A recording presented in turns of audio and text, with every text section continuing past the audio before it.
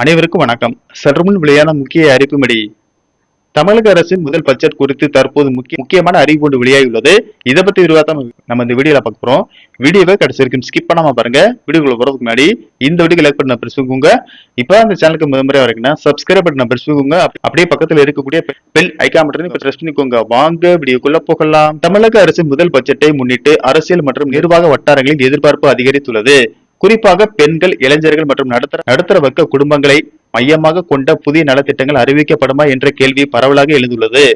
தேர்தல் பிரச்சாரத்தின் போது அளிக்கப்பட்ட முக்கிய வாக்குறுதிகள் இந்த பட்ஜெட்டில் இடம்பெறலாம் என்ற தகவல்களும் வெளியாகி வருகின்றன. முதல்வர் விஜய் தலைமையில் சென்னை தலைமை செயலகத்தில் கடந்த சில நாட்களாக அமைச்சர்கள், செயலாளர்கள் மற்றும் உயர் அதிகாரிகளுடன் தொடர் ஆலோசனைகள் நடைபெற்று வருவதாக கூறப்படுகிறது. பல்வேறு துறைகளில் புதிய திட்டங்கள், அவற்றுக்கான நிதி ஒதுக்கீடு, செயல்படுத்தும் காலக்கெடு மற்றும் பயனாளிகள் தேர்வு நடைமுறைகள் குறித்து விரிவாக ஆய்வு செய்யப்பட்டுள்ளதாக தகவல்கள் தெரிவிக்கின்றன. அதில் முக்கியமாக குடும்பத் தலைவிகளுக்கு மாதம் ரூபாய் 2500 வழங்கும் திட்டம் குறித்த அறிவிப்பு இடம்பெறலாம் என்ற தகவல் கவனம் பெற்றுள்ளது. கடந்த காலத்தில் மகளிர் உரிமைத்தொகை திட்டம் தமிழக அரசியலில் முக்கிய தாக்கத்தை ஏற்படுத்திய நிலையில் அதிக தொகையுடன் புதிய திட்டம் அறிவிக்கப்படுமா என்ற எதிர்பார்ப்பு உருவாகியுள்ளது. தற்போது இந்தியாவின் பல மாநிலங்களில் ரூபாய் 1000 முதல் 2500 ரூபாய் வரை பெண்களுக்கான நிதியுதவி திட்டங்கள் நடைமுறையில் உள்ளன.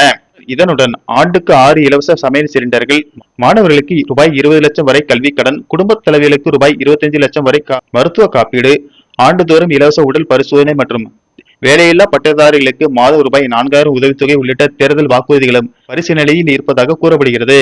எனினும் திட்டங்களுக்கான நிதிச்சுமை மற்றும் தகுதி விதிமுறைகள் தொடர்பான இறுதி முடிவுகள் பட்ஜெட் அறிவிப்பின் போதே வெளியாகும் என கூறப்படுகிறது.